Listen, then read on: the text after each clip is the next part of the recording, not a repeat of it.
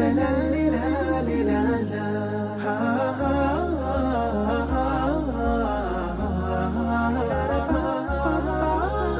كتاب الله قلبي صار حي، وبحياتي صار لي ظل وفاي، ويوم عادت نفسي وروحي ليه عادت أيامي وأحلامي إلي. في كتاب الله قلبي صار حي، وبحياتي صار لي ظل وفاي، ويوم عادت نفسي وروحي ليه عادت في كتاب الله قلبي صار حي. بسم الله الرحمن الرحیم. اللهم صل على محمد وعلى آل محمد كما صليت على إبراهيم وعلى آل إبراهيم إنك حميد مجيد، وبارك على محمد وعلى آل محمد كما باركت على إبراهيم وعلى آل إبراهيم إنك حميد مجيد. عرض سلام دارم و ادب و احترام خدمت همه شما خوبان و سروران. با اولین قسمت از برنامه مثال‌های قرآنی در خدمت شما عزیزان و سروران هستیم. در هر زبانی روش‌های مختلفی وجود داره برای بیان معنا و مفهوم. در ادبیات هر زبانی اسلوب‌ها، روش‌ها و شیوه‌های مختلفی برای شرح یک معنا و مفهوم استفاده میشه. یکی از اینها مثال زدن هست. مثال در قرآن کریم هم الله متعال در این کتاب گوهربارش برای اینکه ما بهتر درک بکنیم بعضی از مفهوم‌ها رو برای ما مثال‌هایی زده. مثال‌های زیادی در قرآن کریم به کار رفته با تعبیرهای مختلفی. وقتی که ما قرآن کریم رو مطالعه میکنیم در خیلی از آیات تعابیری رو میبینیم که در اون از مثال و ضرب مثال استفاده شده. تعبیرهایی به مانند ضرب الله مثلا. در قرآن کریم این تعبیر رو ما در خیلی از آیات میبینیم. ضرب الله مثلا، الله متعال مثالی زده. با این تعبیر یا تعبیری مشابه این و تلک الامثال نضربها للناس، و این مثال هایی هست که من الله با عظمت برای مردم زدم. در قرآن کریم الله متعال در بیش از 30 آیه درباره مثال میزنه برای ما در موضوعات مختلف، درباره مفاهیم مختلف. ما در قرآن کریم الله متعال برای ما این مثال ها رو وقتی که بیان میکنه در آیات مختلفی هدف از این مثال ها رو تفکر و تدبر و تذکر بیان میکنه. در سوره مبارکه زمر آیه 27 الله متعال میفرماید ولقد ضربنا للناس في هذا القرآن من كل مثل لعلهم يتذكرون. در این قرآن کریم، در این کتاب عظیم برای انسانها من الله با عظمت مثالهای مختلفی زدم. در هر گوشه‌ای، در هر معنا و مفهومی، در هر بخشی از زندگی مثالهای الله متعال برای ما در این قرآن زده لعلهم، تا باشد که اونها تذکر بگیرن. و باز در آیه دیگری الله متعال در سوره مبارکه عنکبوت میفرماید که و تلک الامثال نضربها للناس، این مثال ها رو من برای مردم بیان میکنم و مثال زدم برای اونها و ما یعقلها الا العالمون، و بجز کسانی که اهل علمن، اون کسانی که صاحب علمن، صاحب درک و بصیرتن، درک نمی کنن این مثال ها رو، نمیفهمند این مثال ها رو. علاوه بر این الله متعال باز در سوره مبارکه حشر آیه 21 هم میفرماید و تلک الامثال نضربها للناس لعلهم یتفکرون. من برای انسان ها این مثال ها رو بیان میکنم باشد که اونها تفکر کنند درباره این مثال هایی که زده شد.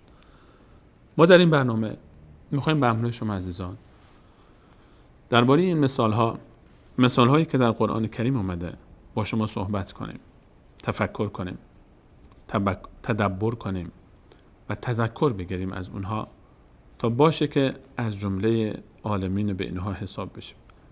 در مجال مثالهای قرآنی صحبت زیاده. مثالهای عجیبی الله متعال ذکر میکنه و مثالهای بسیار پرمعنا و پرمفهومی که ما رو به اصل معنا و مفهوم مورد نظر میرسونه. اجازه بدید درباره خود مثال و مثل و ضرب المثل در عربی با اون تلفظ عربیش مقداری صحبت کنیم. مثال از مثل گرفته میشه با 3 نقطه مثل و مثل یعنی یک چیز شبیه، از شبیه و نظیر رو میگن. ما در فارسی هم استفاده میکنیم، میگیم فلانی مثل فلانیه. این مثل همون مثله در اصلش در عربی. مثل یعنی این که شبیه، فلانی مثل فلانیه، این شبیه اونه، این مثل اونه، یعنی شبیه. یک تشابهی بین دو چیز، یک وجه مشترکی، یک وجه شباهتی بین یک شیئی و شیئی دیگه‌ای، یک معنای دیگه‌ای وجود داره که این دوتا رو ما به هم تشبیه میکنیم، این دوتا رو ما به هم مثال میزنیم برای اینکه یک معنایی که از ذهن دورتره بهتر درک بشه و فهمیده بشه، یک معنایی رو که نزدیکتره بیان میکنیم، یک حکایتی، یک مثالی میزنیم، یک نمونه ذکر میکنیم تا اون معنا و مفهوم بهتر درک بشه. اینو ما بهش میگیم مثال. مثال یعنی شبیه. در قرآن کریم معنی مختلفی داره کلمه مثال. مثل بعضی وقتا به معنای وصف اومده. مثلا الله متعال میفرماید مثل الجنة التي وعد المتقون در سوره مبارکه رعد، وصف اون بهشتی که برای متقین وعده داده شده، توصیف اون بهشت. یا درباره اصحاب رسول الله صلی الله علیه و سلم در پایان سوره فتح وقتی که میفرماید محمد رسول الله والذین معه اشداء علی الکفار رحماء بینهم، شروع میکنه به توصیف اونها، میفرماید ذلک مثلهم فی التوراة، این وصف اونها در تورات بود، اون چه که میگذره از اول آیه تا این تعبیر. و در ادامه میفرماید و مثلهم فی الانجیل، و وصف اونها در انجیل اینگونه آمده، وصف رسول الله صلی الله علیه و سلم و صحابه بزرگوارشون. اونجا تعبیر مثال به معنای وصف و توصیف هست. همچنین مثال در قرآن و مثل به معنای عبرت هم اومده. در سوره مبارکه زخرف الله متعال میفرماید فجعلناهم سلفا و مثلا للآخرین، من این اقوام رو یک نمونه، یک عبرتی برای دیگران قرار دادم. اونجا مثال معنی عبرت میاد، مثال به معنای حکمت هم استفاده میشه. ما خیلی از تعابیری که داریم حکمت آمیزه، خیلی از مثال هایی که داریم مثل میزنیم. ضرب المثل اصلا در فارسی ضرب المثل یک تعبیر و یک جمله حکمت آمیزه، یک حکمتی در قالب یک حکایتی، داستانی، تعبیری، جمله‌ای برای ما بیان میشه و حکمت داره. پس مثال همین معانی رو در بر میگیره. مثال وقتی که مثال زده میشه وصف میشه، یک چیزی بهتر وصف میشه. وقتی که مثال زده میشه اون شی بهتر فهمیده میشه.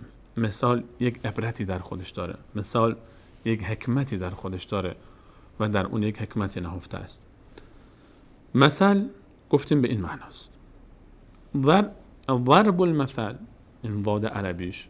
ضرب المثل در فارسی هم داریم. ضرب یعنی زدن، ضرب المثل مثال زدن. در قرآن هم همین تعبیر رو ما داریم. ضرب الله مثلا یعنی زده الله متعال مثالی، الله متعال مثالی زده است. این تعبیر معناش اینه. ضرب المثل در فارسی هم ما داریم، اصلش عربیه دیگه، کل تعبیر ضرب المثل عربیه.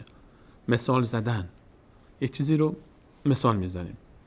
ما با مثال زدن چیکار میکنیم؟ با مثال زدن معانی بهتر فهمیده میشه. اگر در یک مقالی، در جایی که اون مکان، اون جمله و تعبیر معبر مدحه، ما میخوایم کسی رو مدحش کنیم، از یک چیزی مدح بکنیم، از یک چیزی تعریف بکنیم، وقتی که مثال میزنیم این رو با یک چیز خوب، این معنا و مد خیلی قدرت پیدا میکنه، این مد لذت پیدا میکنه، این مد زیباتر میشه.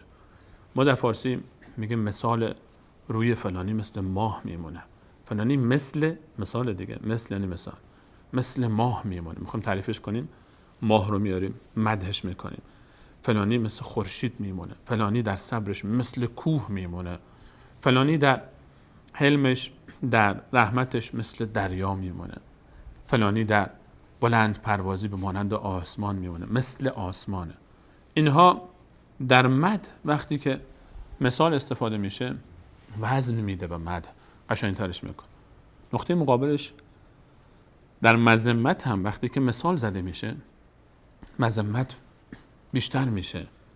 وقتی که در قرآن کریم هم میبینیم الله متعال وقتی که میاد و مثال میزنه در مقام مذمت کسانی رو که عمل نمیکنن به کتاب‌های آسمانی، اونها رو به درازگوش تشبیه میکنه. یا کسی که اولش خوب بوده بعدش بد میشه و تغییر مسیر میده، اون رو مثال میزنه به یک حیوانی. این مثال وزن این مذمت رو سنگین میکنه، خیلی سنگین میشه مذمت، تاثیرش بیشتر میشه. یا در مقام دلیل آوردن و احتجاج وقتی مثال زده میشه اون دلیل محکمتر میشه، اون دلیل قرص میشه، اون دلیل وزنش بیشتر میشه. در موعظه و اندرز و پند وقتی مثالی زده میشه تو این مجال، اون موقع اون موعظه تاثیرش بیشتر میشه، انسان میره در عمق سخن میفهمه. وقتی الله متعال دنیا رو مثال میزنه برای ما، حکایت مثال دنیا، حیات دنیا مثل چیه، ما بهتر میفهمیم که زندگی دنیا یعنی چی. اینها نمونه از فواید مثال زدنه. وقتی الله متعال در قرآن مثال میزنه، مثال اگر در مقام مدح، اون مدح بهتر فهمیده میشه.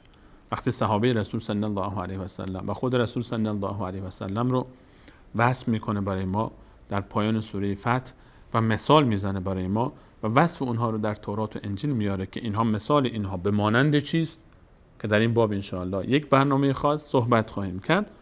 موقع ما میبینیم که این متن چقدر وزن داره، چقدر الله متعال این مردم رو دوست داشته و چطور اونها رو به تصویر میکشه.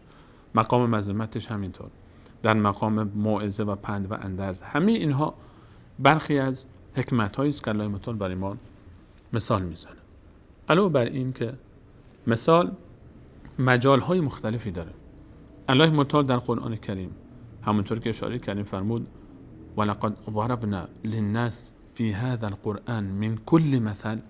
الله متعال میفرماید در این قرآن از هر چیزی، هر مثالی من مطرح کردم ابعاد مختلفی داره. مثالهای قرآنی درباره ایمان، مثال ایمان در دل مسلمان مثل نوری که در دل مسلمان، ایمان الله متعال، اون آیه معروف الله نور السماوات والارض مثل نوره کمشکات فیها مصباح تا آخر آیه که در این بابم یک برنامه صحبت خواهیم کرد انشاءالله. الله متعال درباره ایمان و تأثیرش در قلوب مؤمنین صحبت میکنه و مثال میزنه تأثیر ایمان رو. الله متعال مثال میزنه برای ما ضرب الله مثلا للذین آمنوا امرأة فرعون. برای مؤمنین مثال میزنه، برای مؤمنان مثال میزنه زن فرعون رو. در این باره هم یک برنامه صحبت خواهیم کرد. الله متعال درباره ایمان، تأثیر ایمان، نمونه های از ایمان. الله متعال وقتی درباره ایمان صحبت میکنه درباره خانواده صحبت میکنه که همشون ایمانی هن.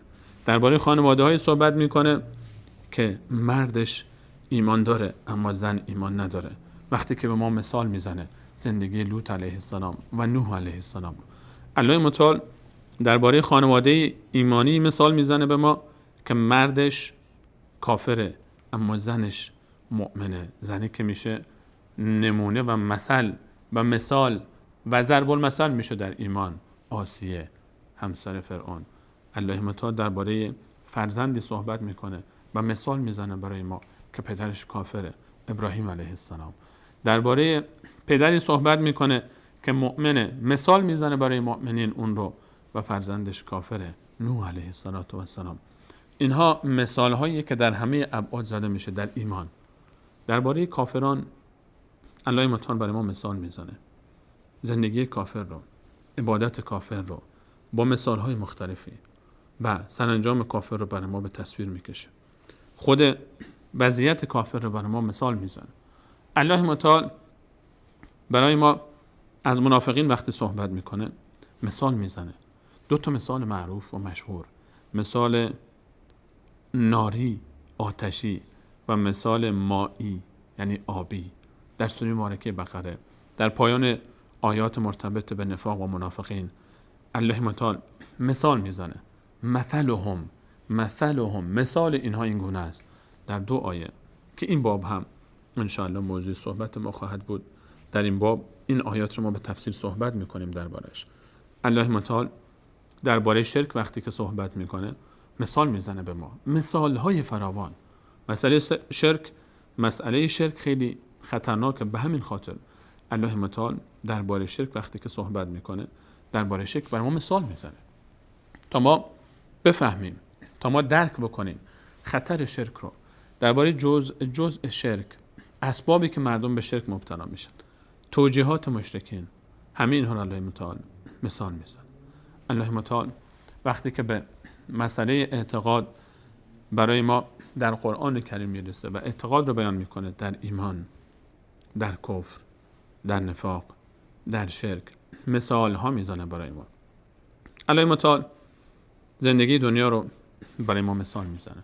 حقیقت دنیا رو در این کتاب پاکش در قرآن کریم برای ما بیان میکنه. مثال هایی میزنه، چندین مثال میزنه تا ما رو با اصل دنیا، حقیقت دنیا معرفی بکنه و حقیقت دنیا رو به ما بشناسونه و بفهمیم. الله متعال درباره عبادت ها در دنیا برای ما مثال میزنه برای ما که عبادت ها چه تأثیری دارن. زندگی مؤمن، زندگی کافر رو الله متعال برای ما مثال میزنه و حتی عبادت مؤمن و عمل کافر رو برای ما مثال میزنه.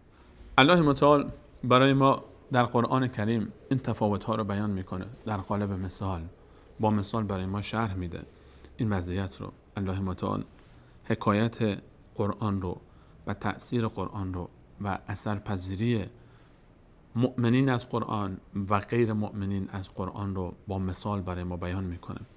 الله متعال قرآن رو برای ما مثال میزنه و تأثیرش رو. الله متعال درباره جزء زندگی ما مثالهای مختلفی داره. الله متعال درباره انفاق مثال میزنه، درباره عبادت ها مثال میزنه، درباره سرانجام انسان ها در دنیا مثال میزنه. الله متعال به ما مثال میزنه که چگونه کسانی که قومی که خوب بودن چگونه به اونها برکت میاد. الله متعال به ما مثال میزنه چگونه کسانی که ناسپاسن و ناشکری کردن سرانجامشون بد میشه. الله متعال همه اینها رو در قالب مثال برای ما بیان میکنه. در قرآن کریم الله متعال مثل بیان کرده، ضرب المثل. الله متعال برای ما مثال میزنه، ضرب المثل میاره برای ما تا ما از خلال اینها به معانی و مفاهیمی که مد نظر الله متعال هست برسیم. هدف از ضرب المثل، هدف از مثال در قرآن کریم اینه که ما این مفاهیم رو بهتر درک بکنیم. در هر بخشی که الله متعال یک مثالی ذکر میکنه و یک مثالی زده، ما باید در معانی این داخل بشیم، ما باید بررسی بکنیم، باید درکش بکنیم، باید تفکر بکنیم، باید بعد از تفکر از اون پند بگیریم، تذکر بگیریم، یادمون بیاد، فراموش نکنیم. این مثال همیشه مد نظرمون باشه و این رو هم باید مد نظرمون باشه که الله متعال فرمود و ما یعقلها الا العالمون. اون مثال ها نیاز به تفکر داره، نیاز به این داره که بریم در عمقش، معانی و مفاهیم والایی رو در خود داره. این مثال ها محور برنامه ماست. در برنامه های پیش رو به همراه شما عزیزان انشاءالله در مثال های قرآنی سعی میکنیم که مثال هایی که مهمتر هست، مثال هایی که درشت‌تر هست و واضح‌تر هست اونها رو مطرح بکنیم و شاید نتونیم که تمام مثال های قرآن کریم رو ما مطرح بکنیم، اما حداقل سعی میکنیم که مهمترین مثال هایی رو که الله متعال در قرآن کریم برای ما ذکر کرده به همراه شما عزیزان بررسی بکنیم در این برنامه. حتما همراه ما خواهید بود در برنامه‌های پیش رو، چرا که این مسئله بسیار مهمه، چرا که الله متعال از بیان این مثال‌ها در قرآن کریم هدف داره و اینها مهمه. برای ما خیلی مهمه این مثال‌ها و این مثال‌ها معانی بسیار عمیقی رو برای ما میفهمونه. خیلی از اون برداشت‌های نادرست ما رو، خیلی از مشکلات ما رو الله متعال در خلال بیان این مثال برای ما حل میکنه و اگر در این مثال‌ها تفکر بکنیم و تدبر بکنیم، بسیار از مشکلات ما در فهم دین، در فهم دنیا، در فهم ایمان، در فهم شرک، در فهم عبادت، در فهم سرانجام و عاقبتمون برای ما انشاءالله حل خواهد شد. در برنامه‌های بعدی با امید الله متعال با شما عزیزان درباره آیاتی که در اون الله متعال برای ما مثال زده صحبت خواهیم کرد. اون آیاتی که الله متعال در اونها برای ما معانی و مفاهیمی رو در خلال مثال بیان کرده تا باشه که انشاءالله ما درس بگیریم از این مثال ها و پند بگیریم و اون هدفی رو که الله متعال داشته در زندگی خودمان جاری بکنیم. از اینکه تا این لحظه اولین برنامه این مجموعه که مقدمه‌ای بود برای داخل شدن در این باب رو به خوبی و زیبایی همراهی کردید و تا آخرین لحظه شنیدید، تشکر میکنیم و انشاءالله در برنامه بعدی به همراه شما عزیزان وارد اصل موضوع خواهیم شد و آیاتی که الله متعال در اون برای ما مثال زده است. تا برنامه بعد همه شما عزیزان رو به الله متعال میسپارم. الله یار و نگهدار شما.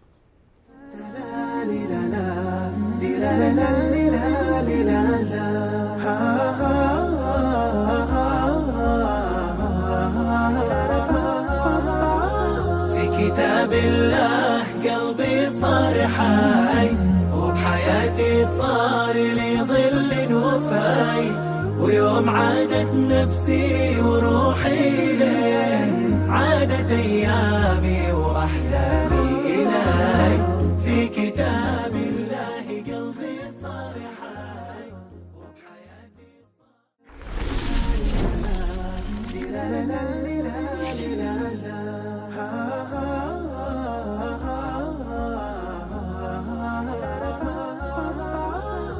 كتاب الله قلبي صار حي